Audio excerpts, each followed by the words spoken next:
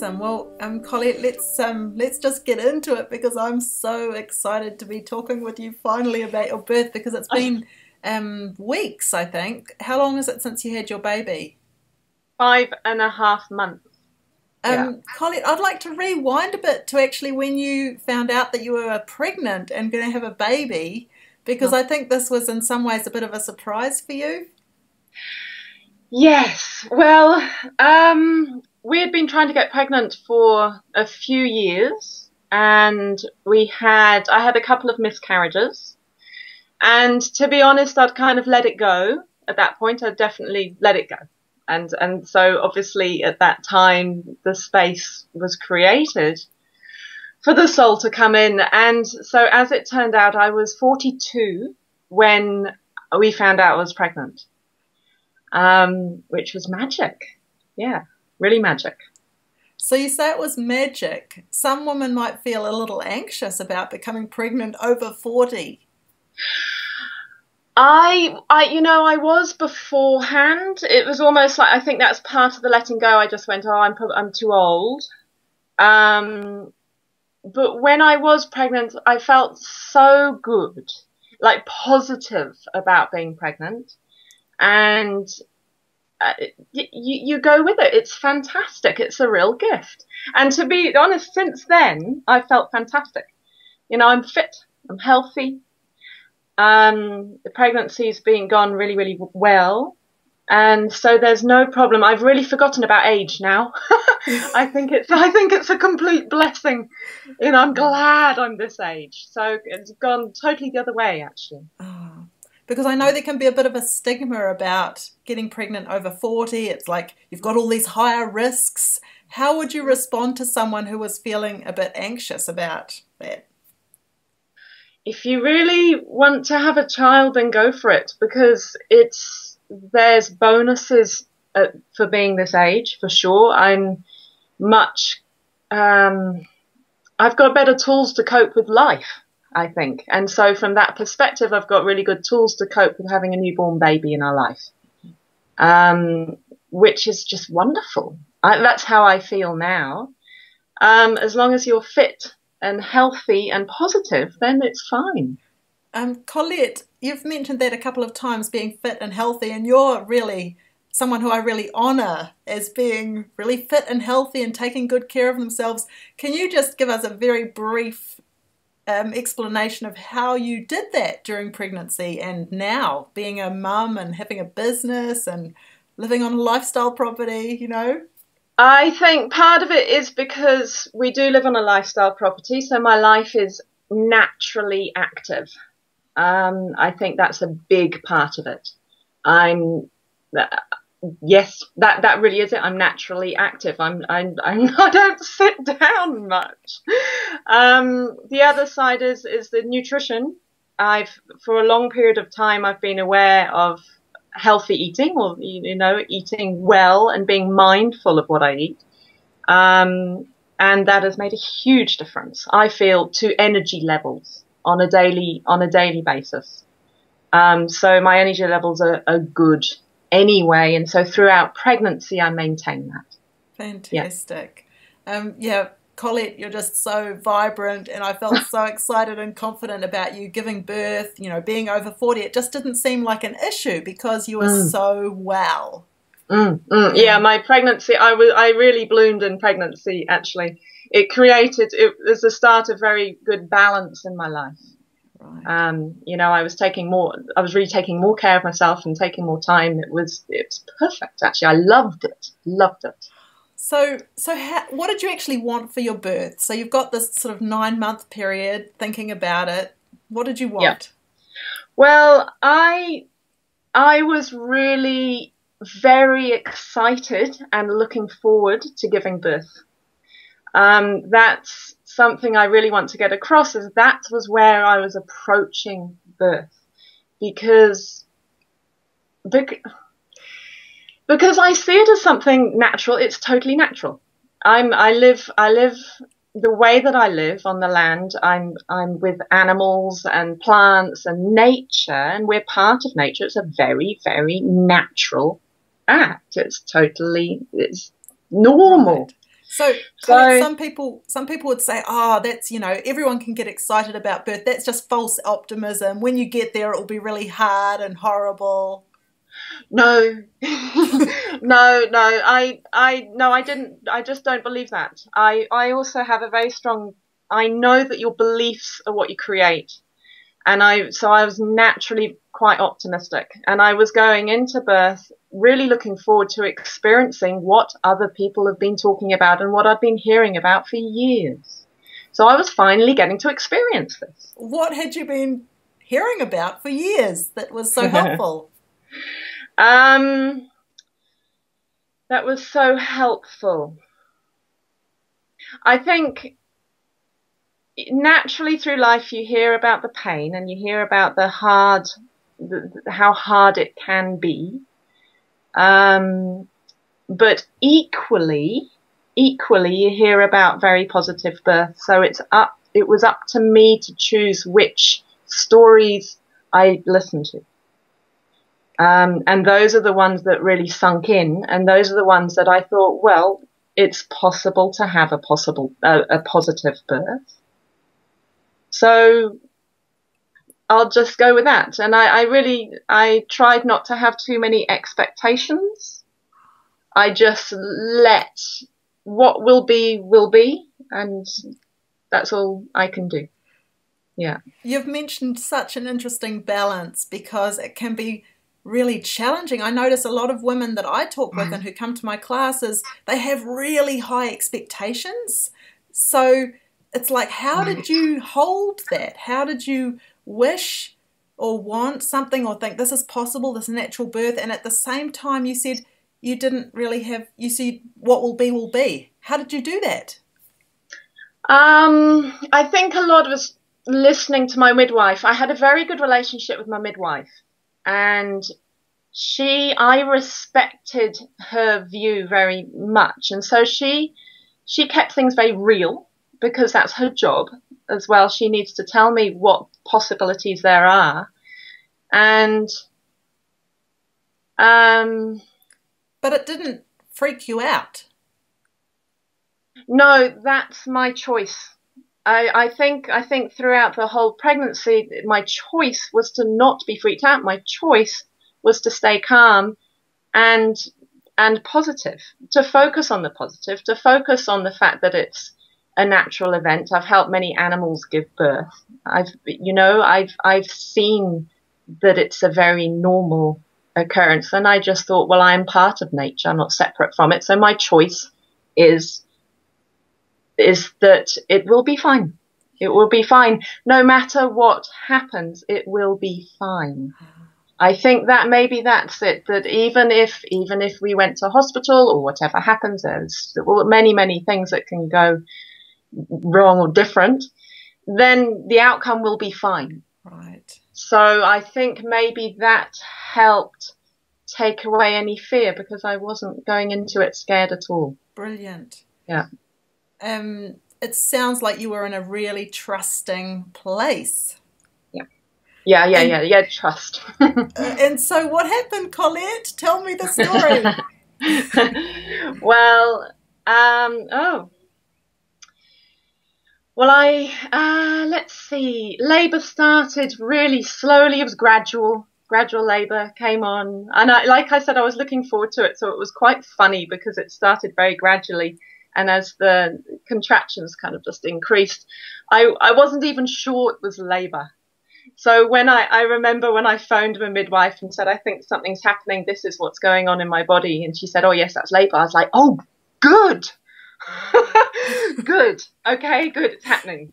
Colette, what was happening? Lots of mothers want to know, how do you know when it's real?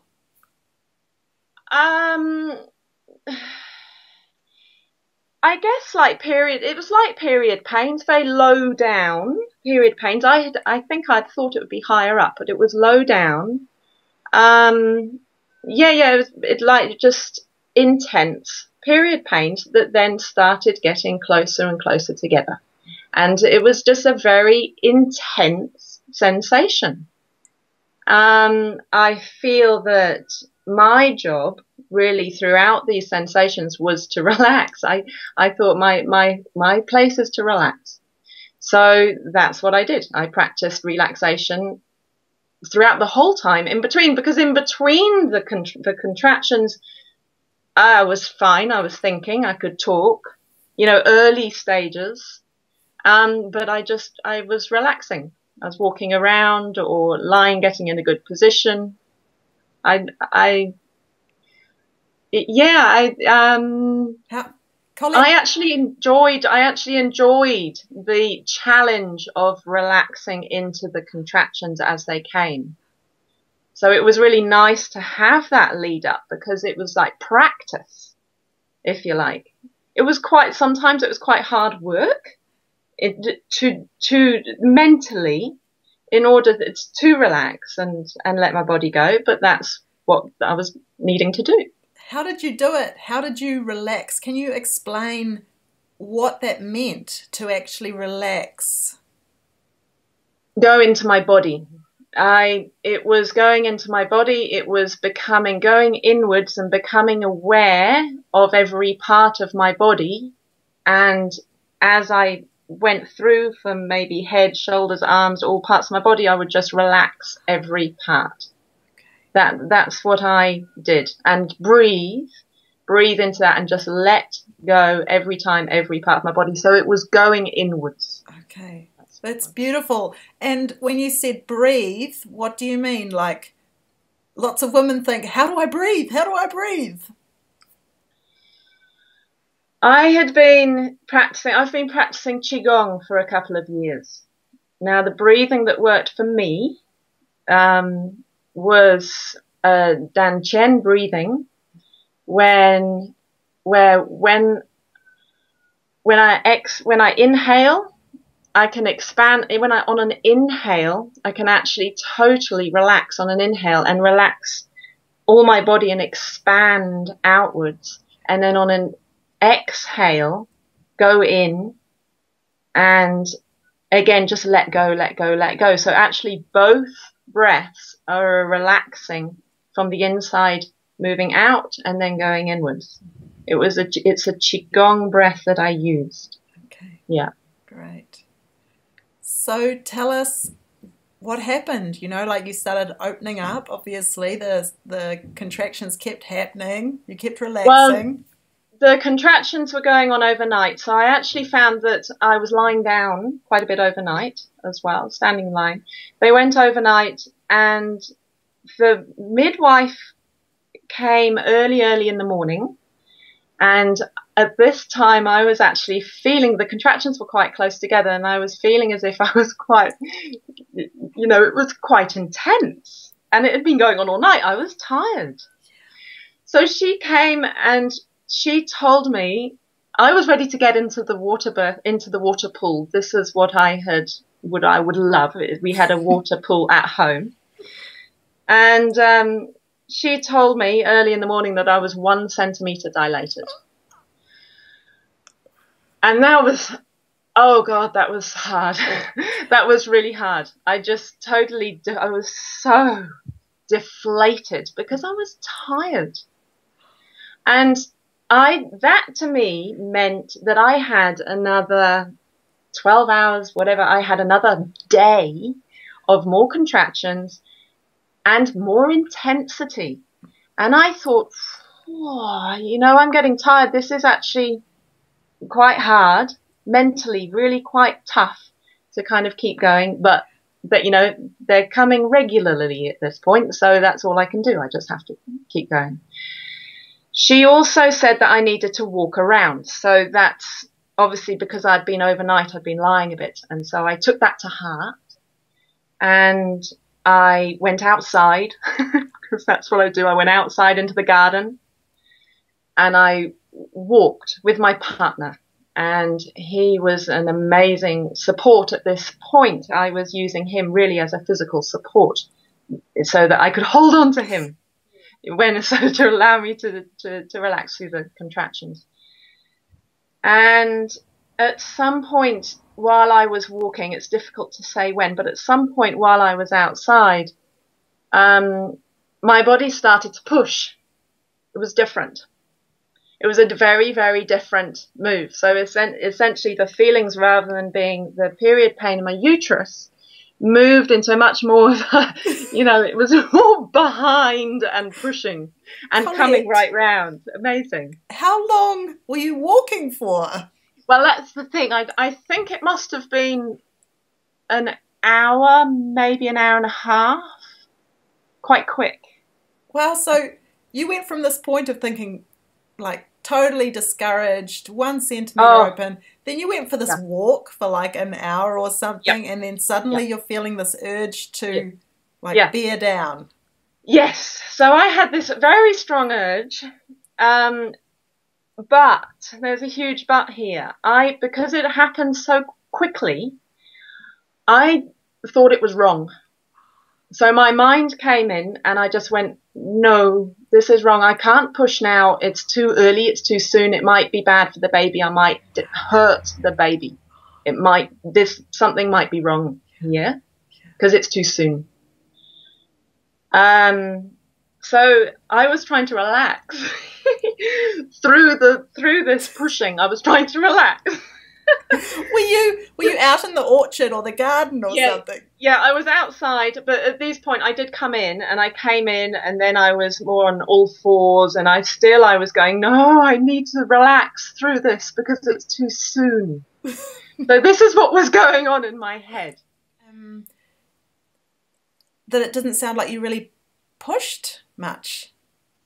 Oh, well, I was pushing. In hindsight, I was pushing quite a lot when I was walking around. Oh, so you did, even though you felt like you shouldn't, or I couldn't stop it. Absolutely couldn't stop it. Yeah, and that's what caused the doubt, is that I just couldn't. It was I don't know if it's possible to stop that. The pushing, it was so strong, so overwhelming, very different to contractions. Those you can relax and melt your body into, but pushing's different. Pushing was just something I couldn't do anything about. At this point, at some point, it was really quite bad actually, because my head was going, no, it's all wrong. This is what my head was doing. Plus, I was thinking, I went into this pattern of mine, which is, I can't do this.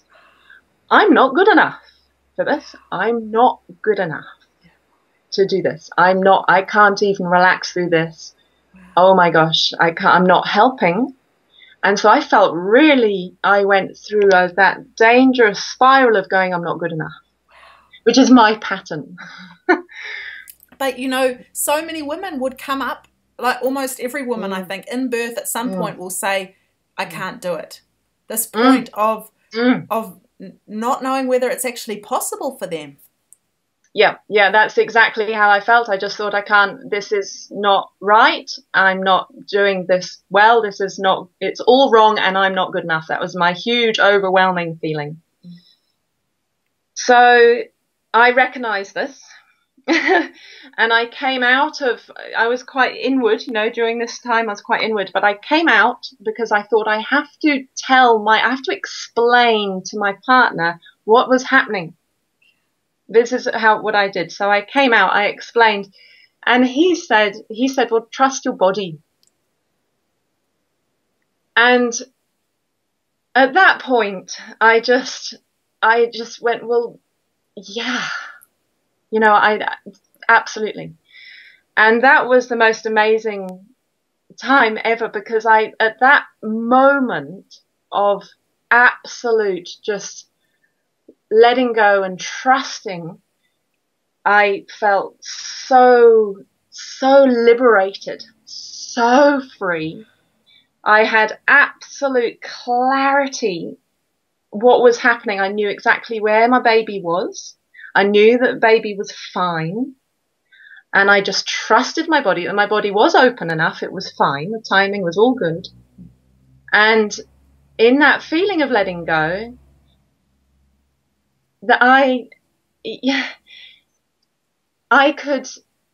it was such a joy.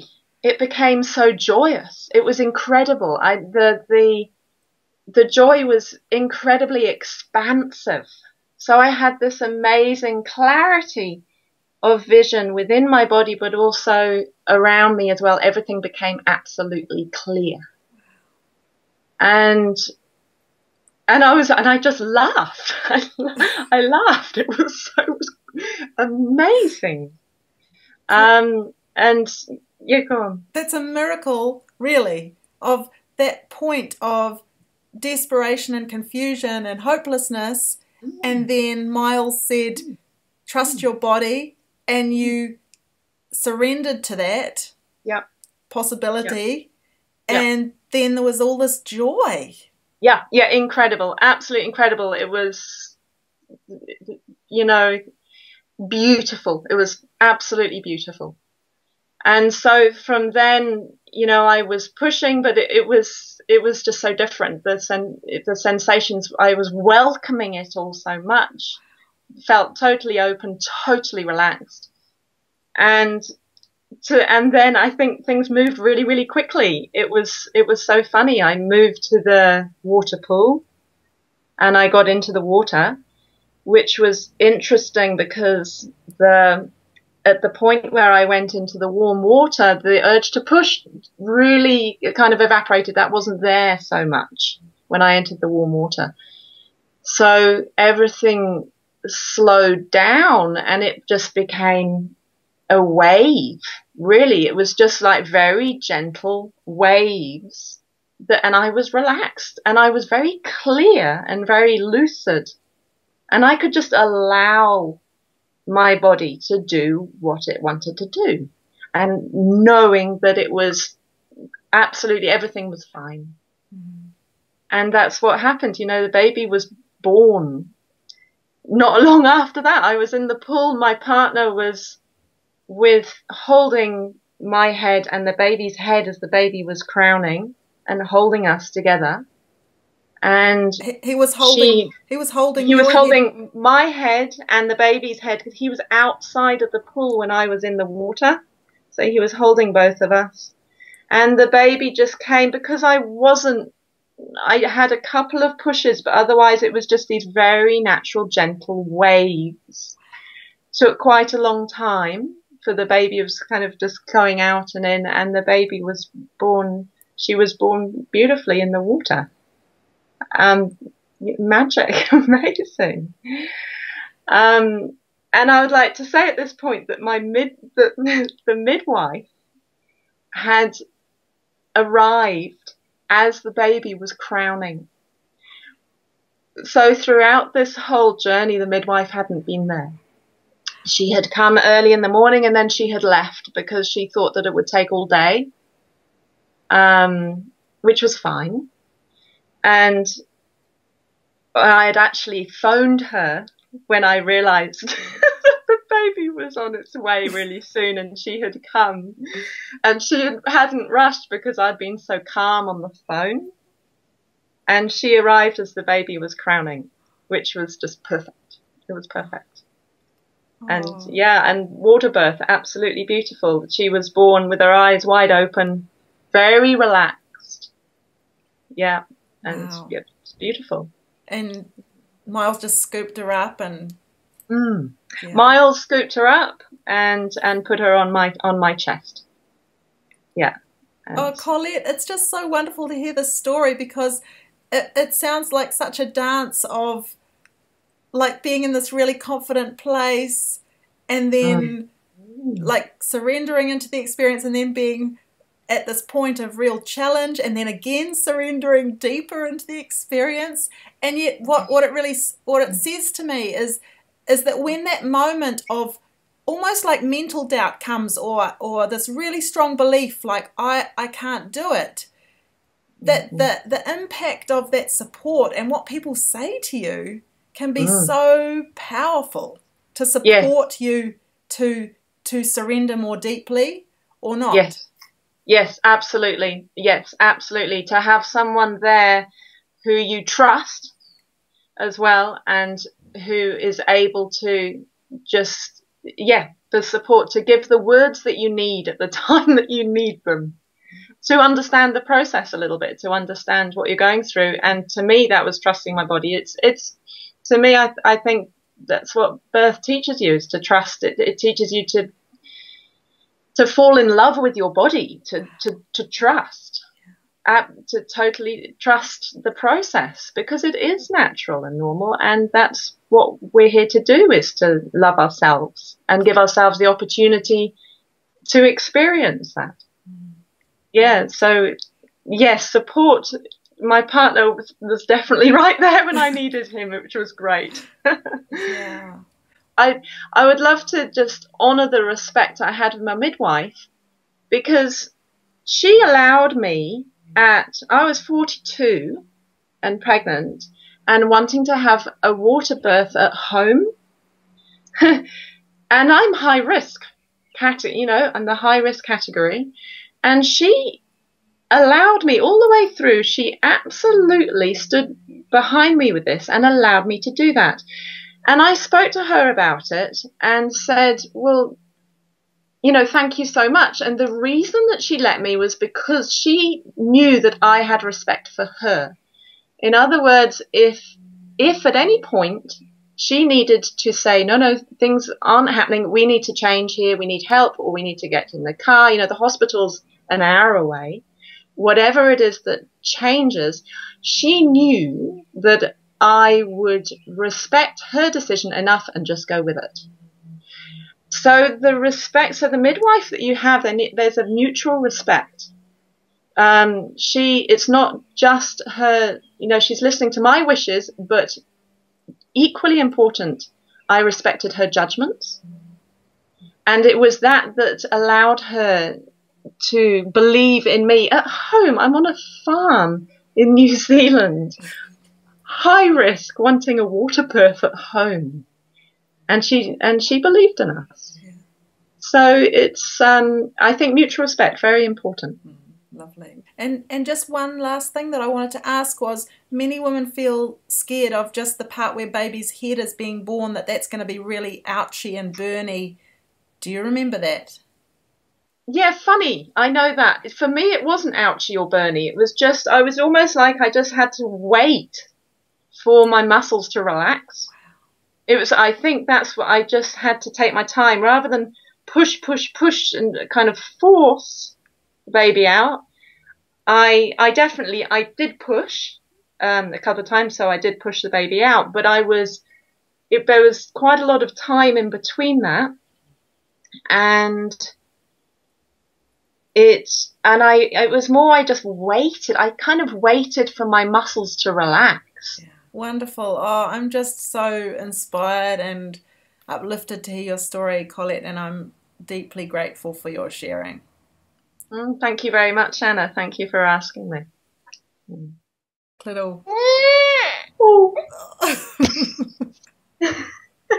Hello, lovely. Oh, look, there's Hazel. Hello, Hazel. Just waking up. Yeah, she's just waking up.